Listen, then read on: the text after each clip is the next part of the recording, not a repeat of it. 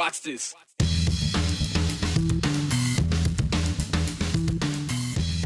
Idaho's budget outlook from state leaders is mixed. Some lawmakers are worried about where the state will have to make up the money from tax cuts, but other legislators say there's more to chip away. Flags are back up for debate in the State House. Now, an attempt to fine-tune what the penalties are if cities fly flags that don't fit the legislature's criteria.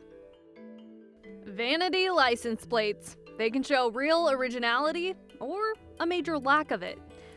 Either way, they make pretty good conversations on your commute. But what about the ones that don't make the cut? We take a look at a year of rejected license plates. Well, this session at the State House feels a little bit like the clearance aisle. Everyone's looking to see what deals can be brought home, and we know that not everything, though, is coming home because Idaho's budget makes the final decision. Well, since the end of session in April of last year, a growing discussion was the projected budget deficit. There were questions about if lawmakers went too far with tax cuts and projections on budgets. Critics have questioned how lawmakers backed their legislative wish list in 2025 to a number to match it. Yet lawmakers seem optimistic that more tax cuts could be on the way for Idahoans.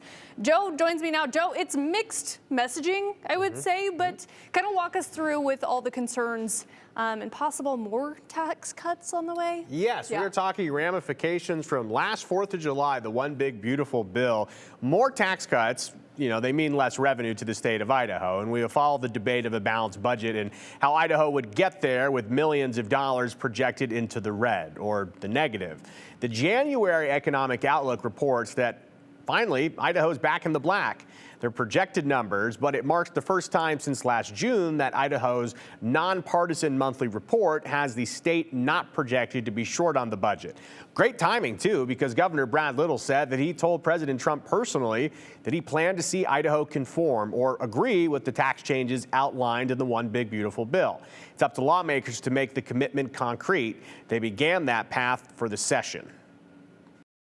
So this is our annual tax conformity bill. Normally we are sometimes we just change one number and roll the date forward. But because of Trump's One Big Beautiful Bill that had 39 tax provisions in it, this is a much bigger deal. Full conformity for going back retroactive to the calendar year 2025 and then going forward. So that means tax relief this year, not waiting a full year for these to go into effect, which it appeared that Governor Little had projected otherwise. But two exceptions to that, by the way, of full conformity, bonus depreciation and then double dipping on research and development tax credits. But long story short, overall, no taxes on tips, no taxes on overtime, no taxes on car loan interest. These are the big ones that the Trump administration pushed their bill on. And there are some that still worry that cutting all that revenue to the state is not good for Idaho's budget. Even with many Republican lawmakers being optimistic, there is a continued debate over the cost this change will have. And some see about $100 million in impact to the state. Others project upwards of $400 million. A lot of money in between those two numbers. But the bill sponsor, Jeff Ehlers, he has his number at $155 million in his fiscal note. The $155 million that hasn't been accounted for is those personal provisions. And that number comes from basically the gentleman on the second floor's budget, and that came from essentially the midpoint of the tax commission estimates. And we received those yesterday, the high of 111 million, or the low of 111 million, the high of 192. You go right in the middle, and that's 155 million, and that's where that number comes from. I do not think that this fiscal impact is credible. We have to get this fiscal impact down first, I think, before we can proceed, so that we know exactly what the impact is to the best. And I would add that we've even had legislative leadership say that it could be up to 800 million, and I don't know where that figure comes from, but that has even been thrown out as a possible impact. And if that happens, our fiscal 27 year bank is going to be empty. And the conversation between Representative Gannon and Representative Ehlers, who you just heard from, it's not unique to just two of them. It's constant conversation at the State House. By the way, the Nonpartisan Tax Foundation, they put out estimates that lawmakers have been asked about on revenue loss for the tax year, 2026.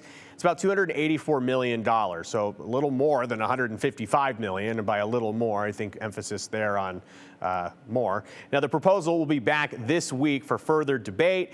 By the way, it goes both ways, and I saw a viewer ask, well, okay, we talk about the impact to the state. What about the taxpayer? Same tax foundation, their numbers project about a $3,500 tax cut to Idahoans. It depends on where you live specifically. That $3,500 would be mostly people in Ada County.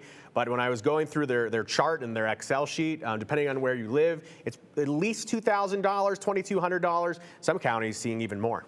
I mean, it's a catch-22 in a way, right, when you look at it, because I know people who are really excited about that overtime pay, Yeah. you know, they're going to get that money back in their pocket, but again, also impacting the state. Yeah, the levers are tough because when you talk to people like House Speaker Mike Moyle, he will say, well, we want to get money back into the people's pockets. And then you hear some of his colleagues on the other side of the aisle say, we appreciate that, but the government, the reason we do taxes is so that we can function. So How, yeah. Big debate. How do you do that? Right, exactly. Yep. Something we'll be keeping an eye on as we For do. sure. Joe, thanks. All right, another topic still on the minds of lawmakers. What kind of flags can be flown on state property? Well, today, Representative Ted Hill introduced a bill that would add punishment for flying certain flags. Now, last year, legislators passed Idaho's flag law. It's supposed to stop the state, counties, or cities from flying flags at government buildings that are not the U.S. flag, the state of Idaho, military, or tribal flags, but there weren't any repercussions built into the law. Now, this new bill would penalize cities or counties that fly prohibited flags, creating a fine of $2,000 a day per flag. And Idaho's Attorney General could file an injunction with district court to get the flag removed. Representative Hill says using the American and state flags only are meant to bring people together. It's very divisive and very frustrating to see some other flag that is a political, ideological, and religious flag that doesn't represent everybody.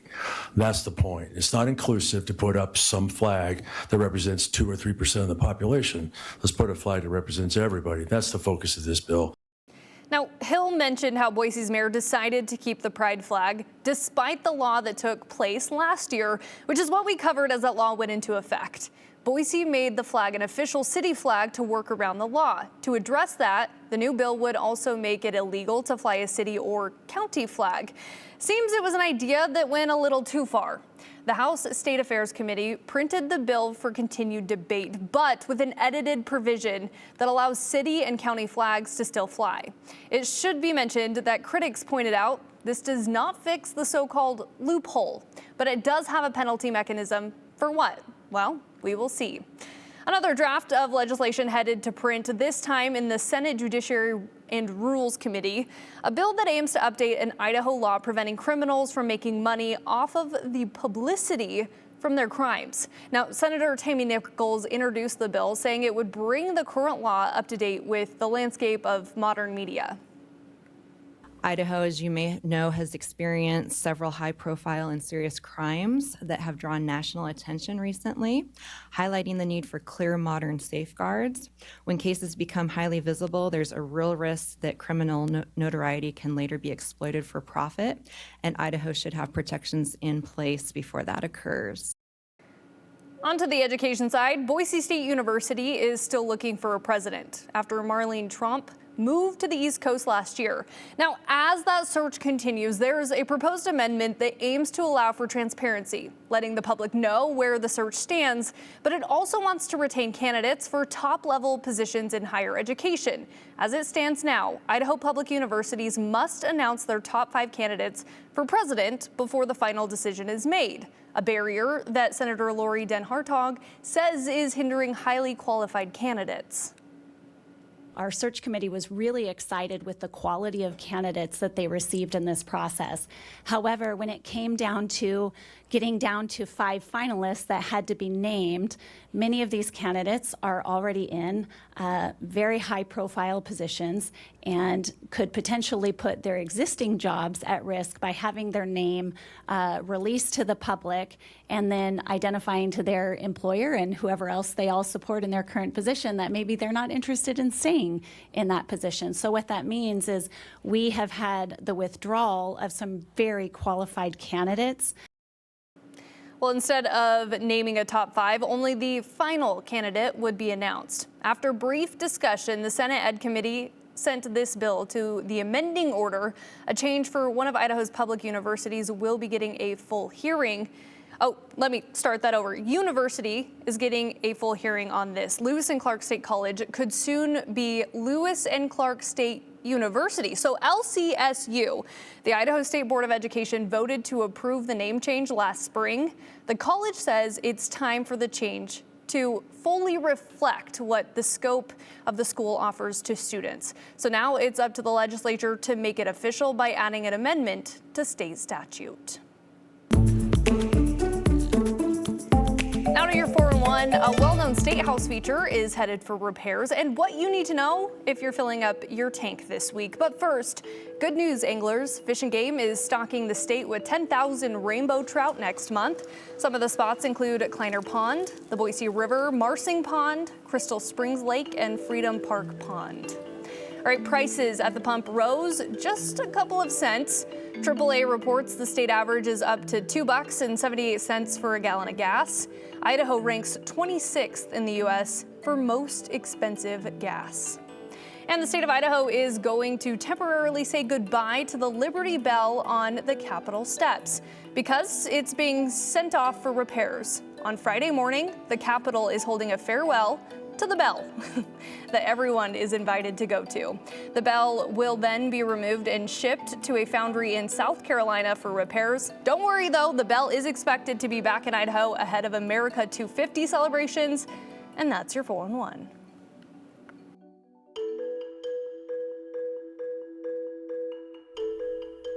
On your daily commute, do you ever see a license plate that leaves you questioning how it got approved? Could be really niche or just utterly bizarre. Coming up, we take a look at those plates that didn't quite make the cut. And hey, have a thought or question you want to share here on the 208? Maybe it's the most ridiculous license plate you've seen on the road so far. Text us 208-321-5614. We'll take a look at those comments at the end of the show.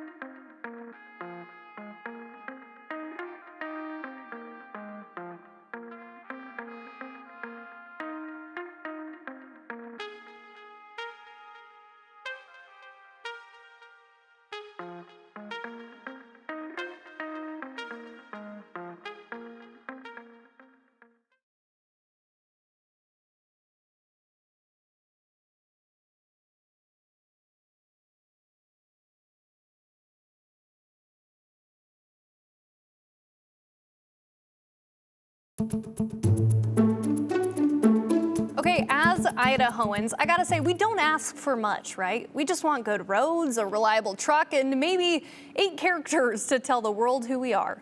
But that's where things get a little complicated. If you have driven behind a car and thought, how in the world did that thing get approved? Well, first, text us and tell us what you saw because I am extremely curious. But second, they must have gotten lucky because a lot of the requested plates don't actually make it onto the car. Between January 1st and December 31st, Idaho rejected hundreds of personalized plates, 852 to be exact. So let's take a look at them. 38 pages worth of denials from the state. Some requests were heartfelt and creative. Others were quite frank and a bit bold, like 000420, submitted for a kid's birthday, and 42020, an anniversary. How sentimental. Both rejected for allegedly celebrating something the state prefers not to be celebrated. We know Idaho loves its potatoes, but maybe not that much. Baked, as in baked potato, was rejected.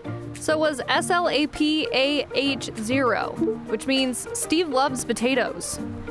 Then there's the bodily functions, which is extensive. Ol' fart, one farted, I be fartin', got to poop, need to pee.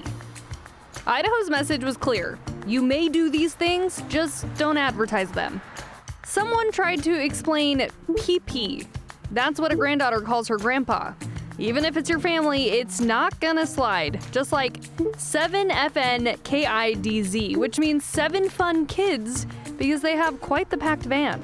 Or 0FXSGVN for Xander, Sarah, and Gavin. There's BDASM0M for band, dance, archery, swim mom. And this one, Fatty, said to be a daughter's name. I think we should chat about this. But it was rejected for being an insult, which I agree with the state on that one. Others leaned into internet culture, like 13 iterations of plates like this, which someone says is a high school mascot. And 11 iterations of plates like these. DEEZNT5, they stock nuts and bolts for work. DZZNUT, named after their dog Dez, and cat Nuts. Different spellings, but same outcome. Rejected for referencing intimate body parts. Businesses tried too. Nutbiz, because they grow and manage almond orchards. Denied. IDAHOE1, an excavation company. Denied. 1DAH0E, because they make a yard tool called the Idaho. Hard pass. BUTSTFF, which goes with their business brand. Absolutely not. And then there are the plates that tried to be wholesome, but just couldn't quite make it through, like 00Bs, a Boise State plate, because go Broncos, and a tribute to a mom who is allergic to bees. Well, that's rejected for intimate body parts. Some plates weren't so subtle, like this one. No. This one? Absolutely not. And this one. HALFA55, a cancer survivor story, which, if true, I feel like that should be one of the only ones that gets a pass. All of those were denied because Idaho doesn't do nuance on license plates. Even the ag community wasn't safe. Ranch names like FKF, Farm TRD, a nickname for the farm truck, and MUVBTCH for moving cows, all not making it to market. But out of all of them, this is my personal favorite. Y0UDTF. You down to fish?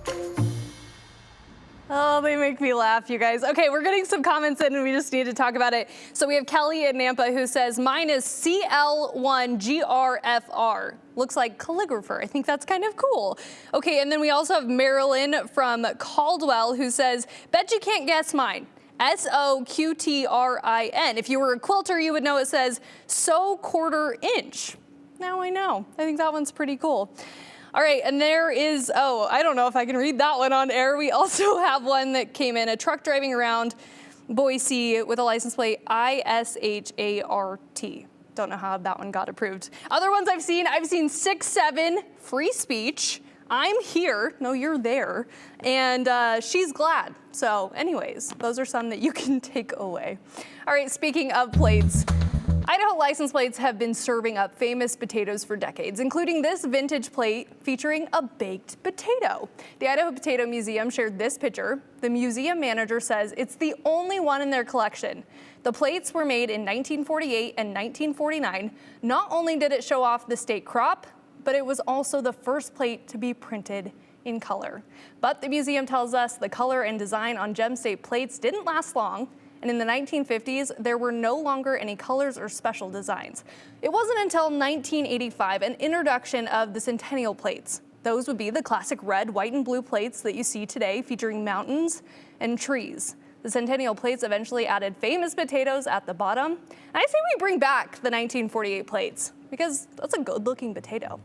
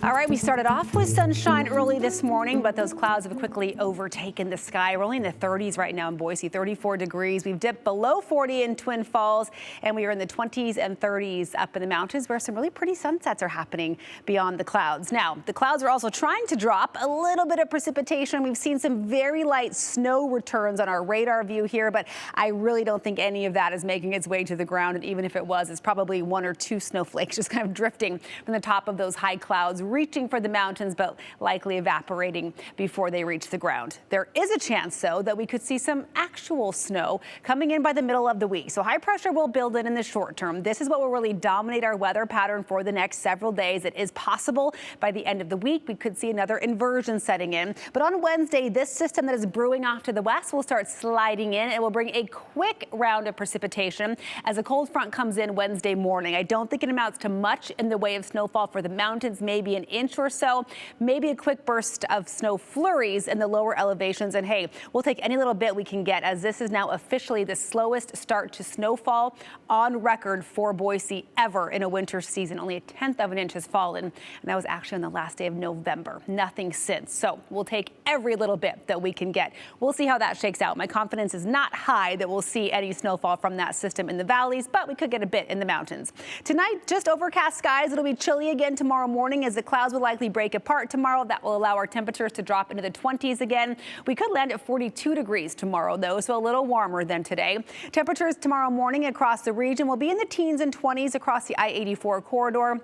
Below 0 again in Stanley, above 0 in McCall at 7 early tomorrow morning. And then we'll see those highs in the low 40s tomorrow afternoon. We stay in the 40s all week long with the cloud cover coming and going, and highs back up near 50 degrees by this coming weekend. All right, quick check now at 5:23 of those traffic conditions out there. You can see things looking pretty good along I-84. So far, so good. We're seeing some slowdowns in the usual trouble spots. As we look at our traffic flow, you can see the connector flying wise backed up, and then you'll start hitting the brakes as you get out of Meridian into Nampa. That is likely your biggest slow spot. But after you get out of Nampa, back up into Caldwell, things are looking good so far on your Monday.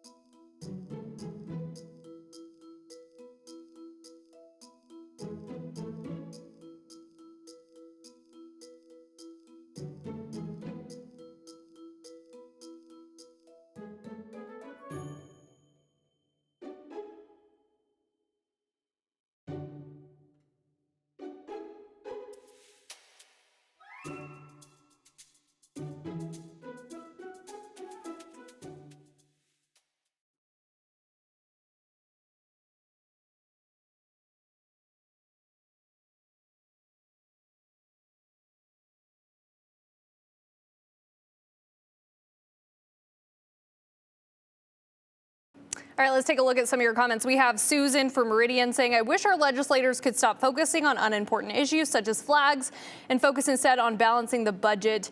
Yeah, some people think this is really important, but I will say that budget seems like something they have to tackle. It's a lot. It's a lot there. We also have Steve pulling this up. With $3 billion of needed repairs to Idaho's school infrastructure, why is there a need for any kind of tax cuts?